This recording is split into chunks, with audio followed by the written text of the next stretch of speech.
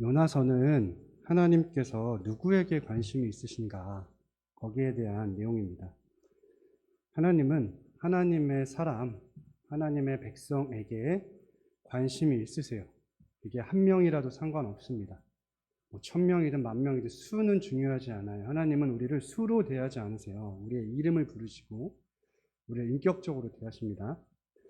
이 요나서 1장부터 4장을 보시면 니느웨를 향한 말씀은 3장 하나밖에 없어요. 나머지는 다 요나 한 사람을 위해서 하나님께서 일하고 계시다, 이 말씀을 하고 있습니다. 요나서가 주어진 목적이 주님, 우리가 요나입니다 라면서 이제 회개하길 원하시는 거잖아요. 근데 지금 이 요나서뿐만 아니고 성경 전체에서 하나님께서 우리의 삶을 다뤄가실 때 어떻게 다뤄가시냐, 계속해서 우리 삶에는 간섭이라는 걸 하세요.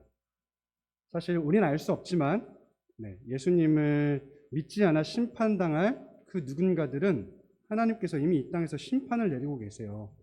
그 심판은 내버려 두시는 거예요. 그냥 내버려 두시는 거. 근데 성도를 향해서는 단 한순간도 내버려 두지 않으세요. 물론 때로 이렇게 오랫동안 기다리시긴 하지만 그건 내버려 두심과는 다른 겁니다. 그래서 끊임없이 간섭하세요.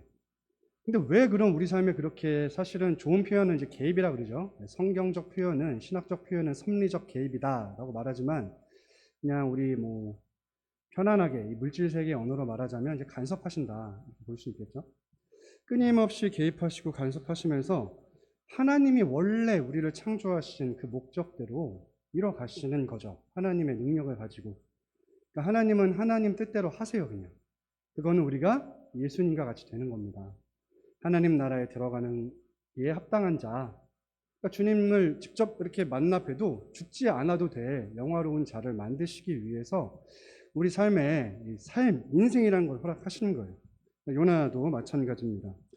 요나서 3장 3절부터 5절에 보시면, 니느웨는요 큰 성읍이어서 사흘 동안이나 다녀야 합니다. 그런데 요나는 단 하루 동안에 재빨리 외쳐버려요. 니느웨가 무너질 것이다. 그런데 왜 하루만 외쳤냐? 그게 5절에 나와 있죠. 아니, 니느웨를 향해서 선포했더니 자신이 기대했던 대로 하지 않고 회개하는 거예요. 와, 이 이방 민족이 회개한다고? 이 개들이 회개한다고? 지옥의 불쏘시개들이 회개한다고? 아우, 더 이상 말하면 안 되겠다. 이렇게 됐다는 거예요. 그래서 유대인들은 지금도요 생각을 해요. 하나님은 선하신데, 하나님은 사랑이신데 왜 이방인들을 창조하셨을까? 지금도 그들에게는 딜레마예요. 왜냐하면 유대인의 관점에서는 이방인은 누구죠? 지옥의 불쏘시개, 지옥의 불이 꺼지지 않게 하는 하나님의 연료. 그러니 그 관점에서 지금 이들이 회개를 한다고요? 그러면 안 되죠. 왜냐하면 요나는 잘 압니다. 하나님을 은혜로우시고 자비로우시고 노하기를 더디하시며 이내가 크셔서 회개하면 뜻을 돌이켜 재앙을 내리지 아니하시는 하나님인 걸 아니까 이게 두려운 거예요. 하나님이 정말로 그렇게 하실까 봐. 그래서 딱 하루만 외치고 이제 5절에 보시면 오늘 말씀입니다. 나가버리죠. 성읍에서 나갔다라는 것은 지금 기대가 담겨 있는 거죠. 이제 하나님께서 소돔과 고모라에게 불을 내리신 것처럼 심판을 행하실 것을 기대하고 그 자리에 있으면 어떡하죠? 내가 죽잖아요. 죽기 싫어서 나온 거예요. 그러면서 거기서 자기를 위하여 초막을 짓고, 오늘 오전 말씀에도 이기심에 대한 얘기가 나왔는데요. 이기적이죠? 자기중심적입니다. 자기를 위하여 초막을 지었습니다. 그 이유는 그 성읍에 무슨 일이 일어나는가를 보려고. 여기서 보다는 것은요, 한순간도 내가 한 장면도 빼놓으면 안 되는 거예요. 그래서 내가 혹시나 잠깐 딴 생각할까봐 그것까지도 아예 애초부터 사전에 막아버리려고 끝까지 뚫어지게 쳐다보고 있는 것을 말합니다. 지금 니느웨에는 임신한 여인도 있어요. 장애를 가지신 분도 있죠. 노인도 있고요. 어린아이들도 있습니다. 그런데 초막을 짓고 그늘에 앉아서 자기 혼자 가장 잘 보이는 곳에 앉아서 이제 보고 싶은 거예요. 쟤들이 죽어나가는 것을 서라운드로 듣고 싶은 거예요. 가축들은 미리 안다 그러죠. 가축들의 울음소리, 사람들의 비명소리, 신음소리, 그리고 표정을 눈으로 보고 싶은 거예요. 두려워 벌벌 떨고 있는 모습들, 눈물을 흘리고 있는 모습들, 그리고 하나님의 심판의 불을 맞아 악 하고 죽어가는 그 현장이 너무 생생하게 기대가 되고 있는 거예요. 그래서 나는 나가야 되고, 난 심판의 자리에 있으면 안 되니까, 나 혼자 봐야 되고 다른 사람 보여줄 수 없으니까 하나님이 이 이방 민족 지옥의 불쏘시개들을 심판하시는 것을 너무 보고 싶은 거죠. 그러나 성도 여러분, 그러나가 아니네요. 네. 우리가 성도죠. 요나도 성도입니다. 요나는 선지자입니다. 저와 여러분도 만인 선지자죠. 그러니까 결국 우리가 요나라는 거예요. 이게 성도라는 거예요. 하나님의 보여주고자 하는 게 바로 성도가 이렇다. 이 얘기를 하고 싶은 거죠. 그러니 얼마나 무섭습니까? 이게 얼마나 악한 겁니까? 니느웨도 정말 악한데요. 제가 4장 1절 말씀드렸듯이 악을 2번 사용해서 니느웨의 악보다 요나의 악이 더 크다고 하나님께서 의도적으로 기록하셨다고 그랬죠. 이게 얼마나 악합니까? 그런데 성도라는 이유만으로, 그냥 부르심 받고 택하심 받았다는 이유만으로 세상 사람들보다 더 악함에도 불구하고 그냥 하나님이 계획하신 그 목적이 있다는 이유만으로, 하나님이 그냥 자녀 삼으셨다는 이유만으로 개입이란 걸 하세요. 이제 6절부터. 다른 사람 같으면, 세상 사람들 같으면 내버려 두시는 거예요. 그리고 이제 최후의 심판을 하시는 거죠. 우리는 정말 악하거든요. 우리도 성도도. 그런데 성도의 삶에는 악 자체가 없어야 되기 때문에, 완전히 의로워야 하고 거룩해야 하기 때문에 그거를 개입이란 걸 해버리세요. 사실 저주하실 수 있는데 저주하지 않으시죠. 왜 그러냐면 성도는 예수 그리스도께서 이미 우리가 받았어야 될 저주를 다 받으셨거든요. 우리는 저주라는 거가 이제 없어요. 없어. 그냥 십자가상에서 예수님이 다 대가를 지불하셨어요. 여기서 분노하실 수 있거든요. 분노라는 걸 안 하세요. 왜? 예수님이 십자가에서 분노를 다 당하셨거든요. 버림당하셨거든요. 그러니 하나님께서 우리에게 해주실 수 있는 거는, 성도는 그리스도 안에 있으니까, 그리스도를 보듯이 우리를 봐주시니까 그냥 예수로 변화시키는 것밖에 없는 거예요. 그냥. 그래서 여기서 물론 심판을 통한 구원이지만 그 심판은 이방인을 향한 심판의 얘기가 아닙니다. 심판을 통한 구원, 즉 우리를 탈탈 털어버려가지고 알곡으로 만드시는 거. 그러니까 나라고 하는 존재를 완전히 죽이시고 예수 그리스도만 남게 하시는 그 일. 그래서 천국 백성이 합당한 자로 만드시는 그 일을 지금 하시는 거예요. 근데 이제 예비하심으로 계속 등장하는데 6절부터 첫 번째, 우리를 이제 변화시키시는 거죠. 이게 은혜예요, 은혜.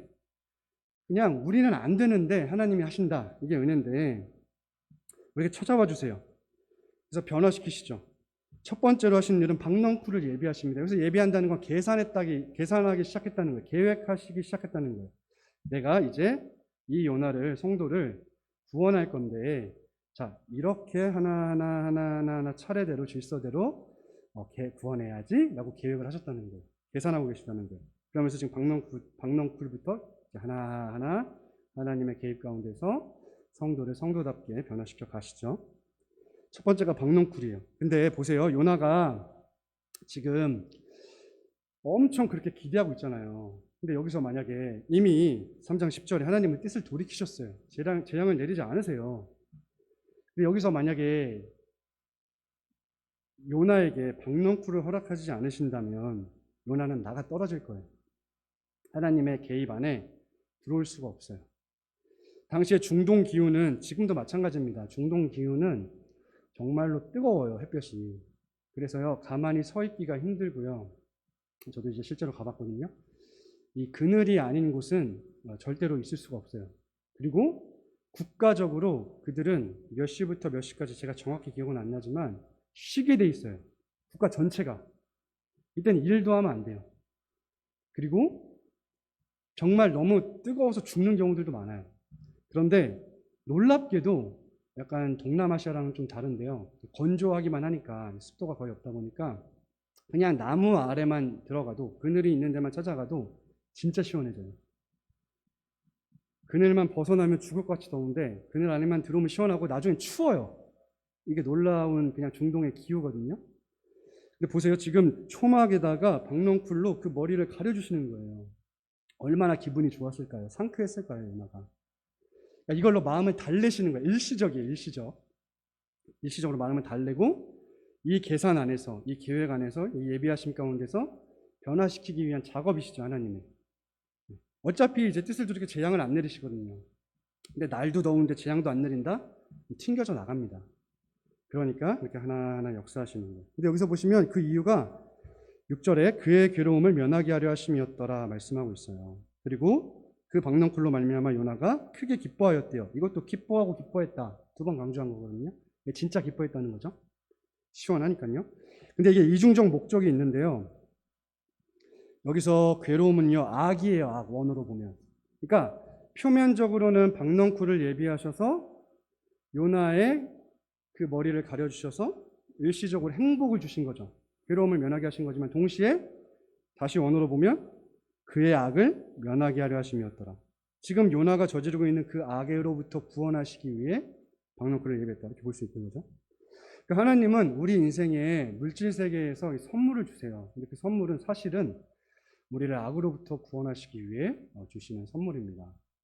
그래서 이 요나의 악을 선으로 바꾸시고자 사실 박넝쿨을 예비하셨다. 이렇게 이제 말씀드릴 수 있는 것입니다.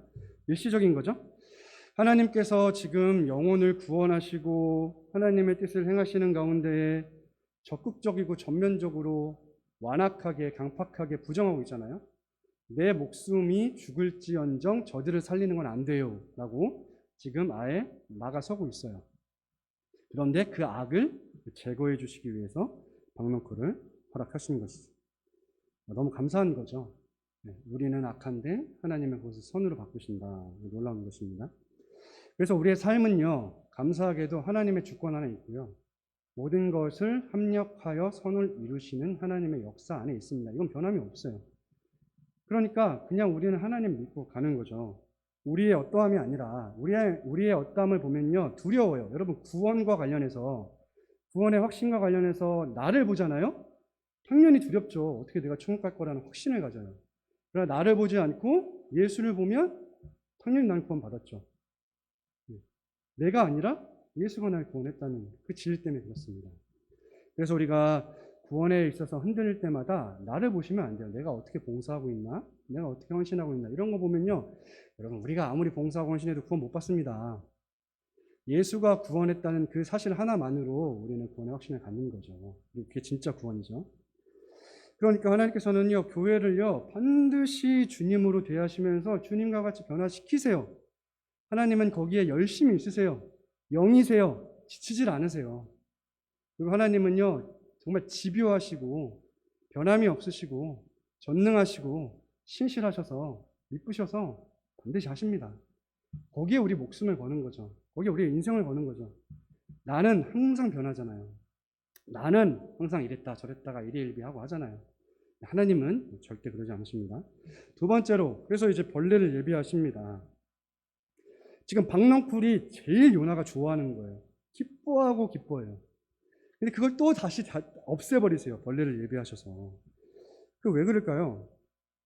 사실 지금 요나가 사명의 자리에서 아각거리고 있는 거거든요. 선지자는 하나님의 말씀을 대언하는 거예요.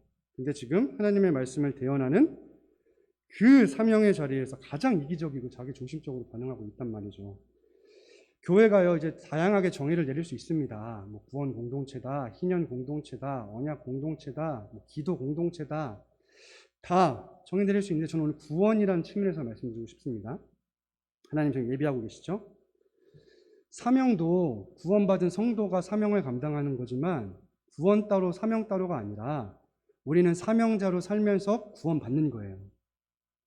사명자로 살면서 나는 진짜 주님의 구원이 필요하구나, 이걸 뼈저리게 느끼게 하는 게 사명이라는 거예요.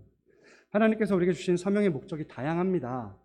그런데 이걸 잊지 마세요. 구원 공동체라는 측면에서, 구원이라는 관점에서 사명은 내가 이미 다 구원받았기 때문에 하는 거다가 아니라 사명을 하면서도 난 여전히 주님의 구원이 필요합니다.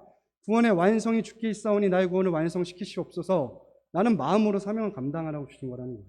구원이라는 측면에서는. 왜 그렇죠? 우리도 오직 하나님의 영광을 위해서 합니다. 그리고 그것도 하나님이 주신 마음이에요. 우리 안에서 자가 발전해서 나오는 건 아닙니다.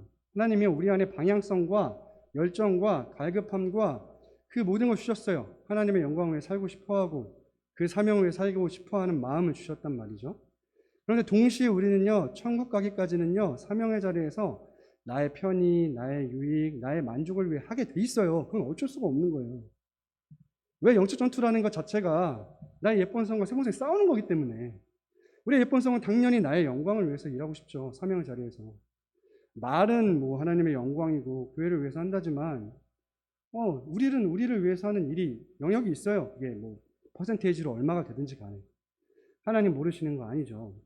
그런데 그런 자리에서 그렇기 때문에 우리가 우리 자신을 위해서 사명을 감당하다 보면 교회는 거의 대부분이 동역이라는 건데 홀로 일하는 게 없는데 당연히 동역이라는 걸 하다 보면 원래 죄가 있는 곳에는 열매가 맺고 의가 있는 곳에 열매가 맺잖아요. 근데 이기심으로 인해 맺는 열매들이 있어요. 그럼 그걸 보고 난 구원이 필요하구나 느끼라는 거예요. 느끼는 게 아니죠. 고백하라는 거죠. 회개하라는 거죠. 그러니 우리가 사명을 감당하다가 교회 지체잖아요. 우리가 다 서로 가족이고 이 관계가 자꾸 깨어진단 말이에요. 깨어질 때 그냥 내 잘못인 거예요. 그냥 명백하게 객관적으로 조사해봐도 이 사람 잘못인 것 같지만 하나님 관점에서는 내 예쁜 성 때문에 일어나는 거예요. 그냥 각자가 회개하는 거예요. 각자가 회개하는 거예요. 저 사람 때문이야 라고 하는 순간 하나님이 사명을 주신 목적은 다 깨어지는 거죠.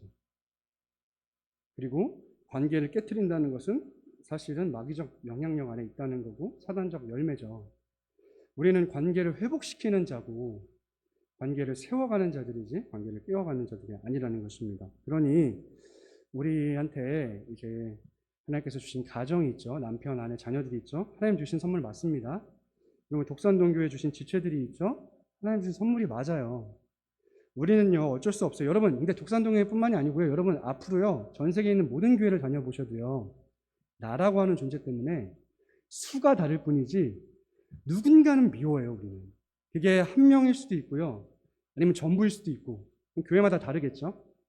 저도 지금까지 모태 교인으로서 자라면서 교회를 정말 사랑했지만 우리 다 사랑하듯이 단 한 명이라도 예수님의 사랑으로만 사랑했던 적은 없어요. 누군가에게 무관심했고 누군가한테 관심이 있었고 누군가는 좀 더 관계를 깊게 했고 누군가는 관계를 좀 덜 했고 누군가는 더 사랑했고 누군가는 더 해서 차별했다는 거예요.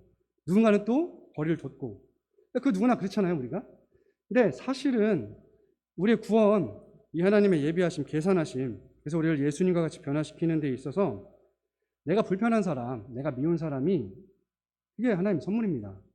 나랑 마음이 잘 맞고 짝하는 사람은 그냥 감사하면 되는 거고 그 사람 때문에 성화되는 경우는 없다고 보시면 돼요. 거의 전혀 없지는 않은데요. 거의 없다고 보시면 되고요. 다 나를 불편하게 하는 그 사람 때문에 내가 성화가 되는 거예요. 그러면 우리가 하나님의 마음을 알고 하나님의 일하심을 알고 하나님의 뜻을 안다면 그 사람은 어떻게 할까요? 관점 싸움이거든요. 그리고 해석 싸움이고 그러면 내 감정은 여전히 변함이 없더라도 그 사람한테 더 관심을 쏟죠.